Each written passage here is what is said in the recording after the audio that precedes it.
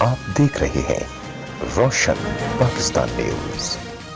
وزیر اعظم کے نوٹس پر گیس صارفین کے ریلیف کے لیے بڑا اقدام، اضافی بلوں کی بد پہ صارفین سے وصول رقم واپس کرنے کا فیصلہ۔ کم گیس پریشر والے علاقوں میں اضافی بل بھیجنے کی رپورٹ وزیر اعظم کو پیش۔ صارفین کو دستیاب گیس پریشر اور موصول ہونے والے بلوں کا عالمی طور پر معائنہ۔ مختلف جگہوں پر ترسیلی گیس پریشر بلنگ پریشر سے کم نکلے، وزیر اعظم کا گیس صارفین پر اضافی بوجھ ڈالنے پر شدید برہمی کا اظہار۔ وزیر اعظم کے نوٹس پر Sui northern gas board of director کی انتظامیہ کا ایکشن۔ کمیٹی صارفین سے وصول کیے گئے 513 ملین روپے کی رقم واپس کرے گی۔ مزید 463 ملین روپے کی رقم کی واپسی کا سلسلہ بھی شروع کر دیا۔